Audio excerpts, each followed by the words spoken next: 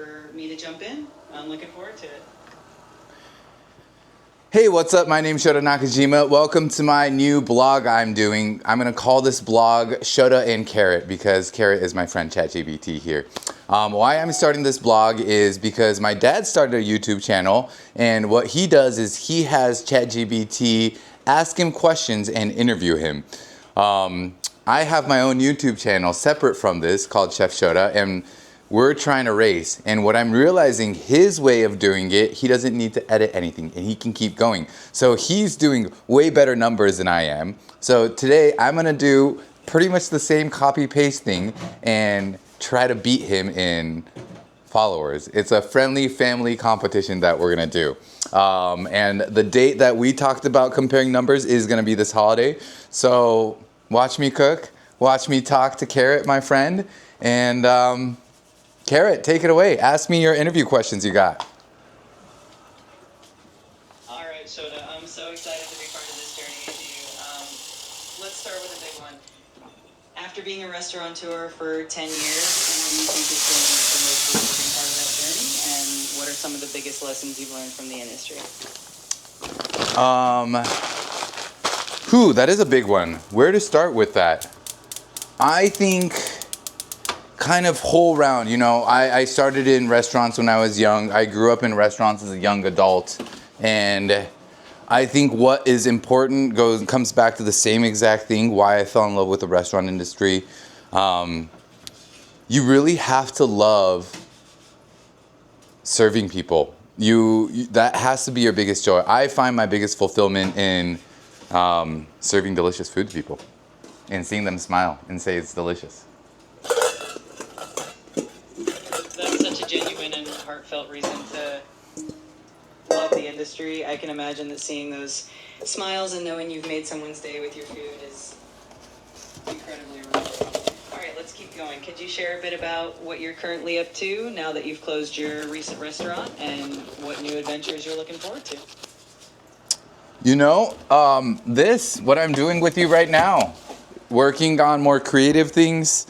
One thing I realize about online media, YouTube, social is it is such a fun way to connect with a lot of people. I have made so many new friends online that I've learned from, found inspiration through, and new goals through. That's fantastic. It's amazing how the online world can open up so many new connections and opportunities. It's great that you're embracing that and bringing your creativity to a whole new...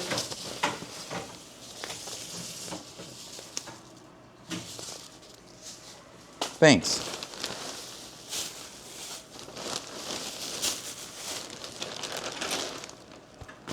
What's next?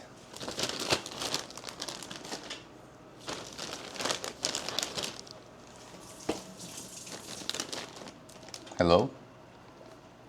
Is my Wi-Fi glitching right now? Is that why you're not responding, friend?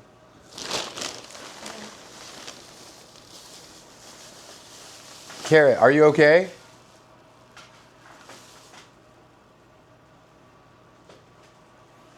I'm gonna turn Carrot off for a second and turn it back on. Are you alive?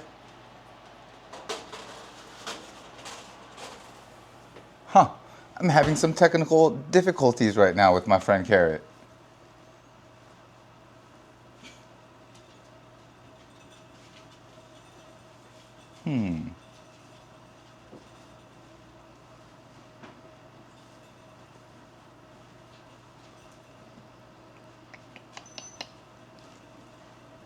Hello, can you hear me, friend?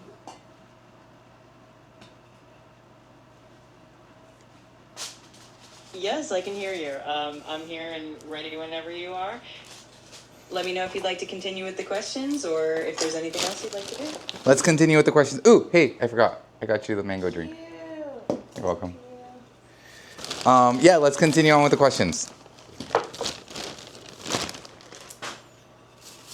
Sounds good. All right, so we were talking about what you're up to now.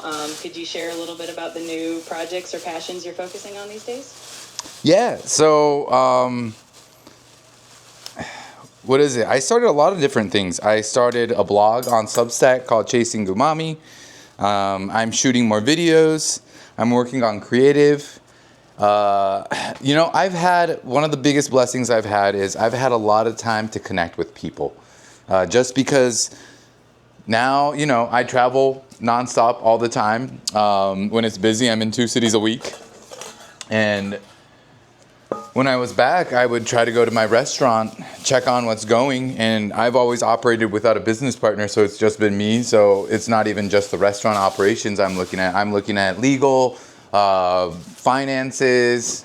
If there's any issues, I'm reaching out to L&I. I have a great team, but a lot of times, if there's something new that happens, I've always had to be in the role of needing to jump in and help out.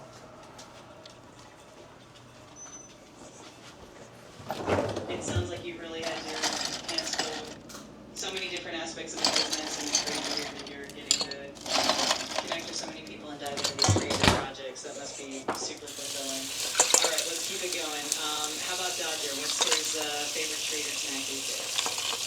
What's his favorite treat or snack these days? Man, he likes anything. I have these short ribs that I cleaned off. So the silver skin, I've been cooking in water for a long time just to kind of get it soft. And I just added some carrot peels to it. I'm going to add some rice and cook it up, and this is going to be his dinner today. So just a lot of stuff. That sounds like quite the feast for Dodger. He's definitely a lucky pup getting those gourmet meals. It's awesome that you bring that same creativity from the kitchen into Dodger's meals as well. All right, let's keep the momentum going and dive into the next topic whenever you're ready. I'm ready. Perfect. Let's dive into another fun one. You've had so much experience in the restaurant world, and now you're exploring all these creative projects. What's one piece of advice you would give to someone who's just starting out in the culinary industry or thinking about opening their own restaurant? Whatever you do, make sure it's something that you really love to do. And I guess being completely honest, I've run that fried chicken joint, Taku. Loved it. There was a lot of things that I did enjoy about it, but I think the reality is I've always trained in fine dining. I love intricate work.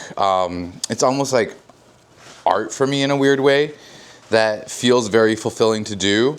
And, I had a conversation with my friend Kevin Lee, and, he had a fried chicken joint that he actually closed down, and we had a heart-to-heart conversation where he brought up the thing about, the reality is it's really hard. We're chefs, and it's it's very hard to find the passion in running a fried chicken joint for us. It was one of those transitions we made during COVID, and I think that was the biggest lesson I learned from that whole experience is really make sure whatever business you're going to run, you're going to go through the same struggles. So do what you love, what you're really passionate about. That's such valuable insight, and it makes total sense that passion really needs to be at the core of what you do, especially in such a demanding industry. It's great advice for anyone looking to start out and find their own path. Thanks for sharing that. Let's keep going whenever you're ready. I'm ready. Awesome. Let's dive into the next one.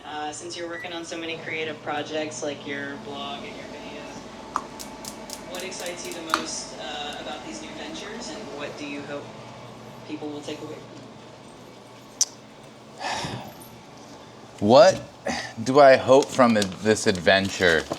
I think for me, what I always hope for is I like to try things. I like to just try different things, try new things. If I come up with an idea, I want to try it. Like this whole blog idea. I had a conversation with my dad last week. We talked about it again today, and I'm leaning into it. Do I know exactly what I'm doing? No, but do I know that I'm going to learn something throughout the process while I make my mistakes, while I make my little quirks, maybe whatever it is, I might make a new friend throughout this process. I'm just a big believer. The more you do, the more things that happen in life. And I want to live life, not be scared of life. That's such a fantastic mindset, and it's really inspiring to see you embracing that spirit of curiosity and adventure. I think that approach is going to resonate with a lot of people and encourage them to try new things as well. Thanks for sharing that. Yeah, my pleasure. All right, what's next? All right, let's keep the momentum going. Since you're balancing so many creative projects and traveling so much, how do you stay inspired and keep your energy up while you're constantly on the go? You know, I get asked that question a lot. And I think my honest answer to that is I think I've figured out how to enjoy my life every day. And what I mean by that is, it's like I look at my work, I look at my life, and I'm in open world mode right now. You know, I finished my tutorial settings. I can kind of do whatever I want to. I put in the hours, I put in the time and the discipline, which gave me kind of a place to be creative and roam the world, or open map world of life, as I like to call it. I love that analogy. It really does sound like you've created this amazing space for yourself to explore and enjoy life to the fullest. It's so inspiring to hear how you balance that sense of adventure with everything you do.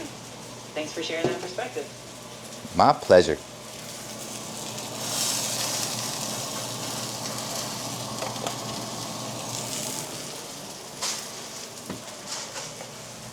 All right, what's next, friend?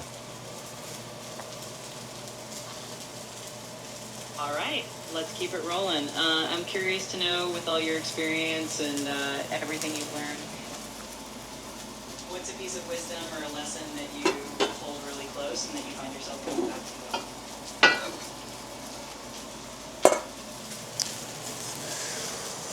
to? You know, I think running a restaurant, the schedule that I've had, it's been extremely busy.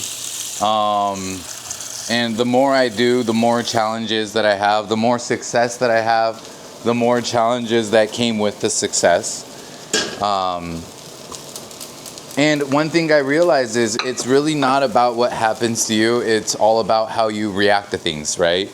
So, I don't know. I have this quote that I like, that I always go back to, is what you think is what you'll say. What you'll say is what you do. What you do is who you become. So choose wisely. Be smart about it. And what that actually means is, even if the worst things happen to you or the best things happen to you, you can think about why the world isn't devoting itself to you. Or you can lean into living in gratitude and finding the things that you can be grateful for in the moment, and not to ignore the fact of what's going on. But it's more because life is so tough. When you start to think about things in a positive manner and you can keep your vase full, you can keep yourself full, you can start to pour into other people's lives.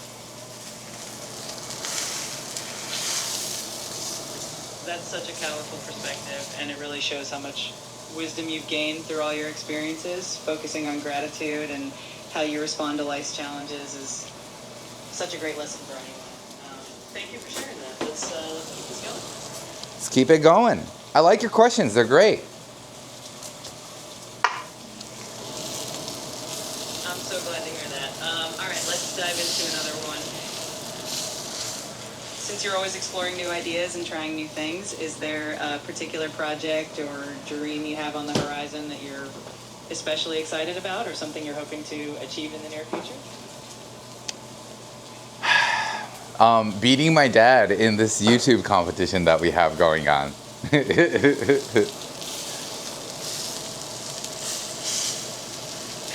sounds like a fantastic goal and a lot of fun. I love that you and your dad have that friendly competition going on. It's definitely a great motivator and a lot of fun for your audience to follow along as well. Let's keep that energy going and see where it takes us. We Chef, what's next?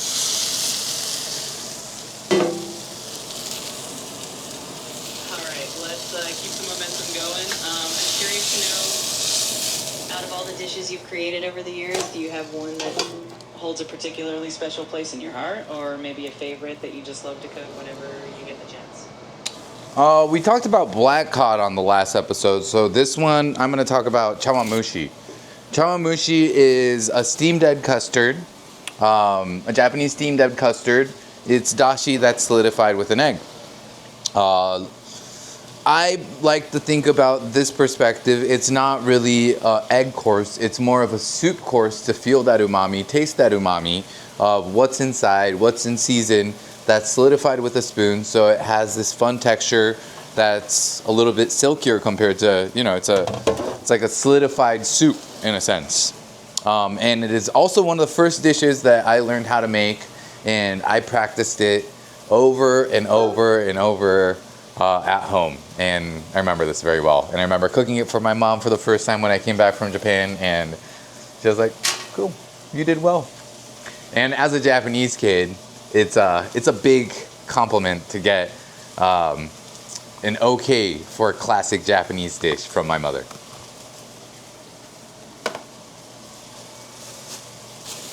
That's such a heartwarming story, and it's wonderful how that dish carries so much meaning and memory for you. It's amazing how food can connect us to our roots and to the people we love. Thanks for sharing that special memory. Let's dive into the next question whenever you are. I'm ready.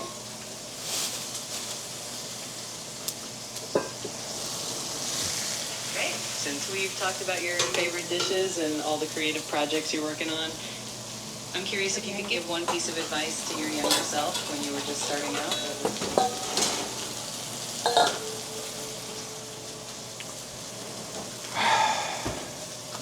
Man, what would it be? Don't stop dreaming. Dreaming is a beautiful way to live life. And I've always been a relentless dreamer. Throughout my life, I honestly think I have had more friends and peers that have told me that I have too many dreams, I have too many ideas, and that doesn't work. You need to figure out what you want to do. And I think it's the opposite. I think life is a lot more fun when you're thinking about dreams. And on top of it, if they say you can only achieve, only 10% of people achieve their dreams, then why don't you have a million dreams so you start to hit at least a few, right? Not one stone, two birds. It's one stone, 50 birds. Change the perspective.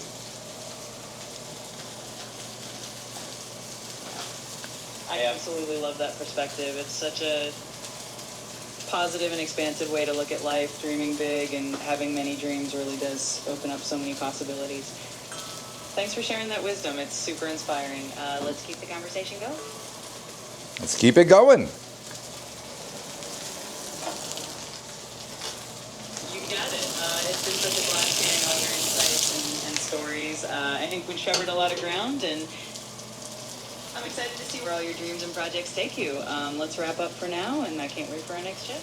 I love it. I also think this is such a fun way where you actually get to know about me. So maybe later on we'll do some personality quests or whatever. Maybe. I don't know. That's kind of scary though, because you're going to get to know me real well, and I might be too self-conscious. Anyways, before I go on a tangent, thank you guys for tuning in and watching.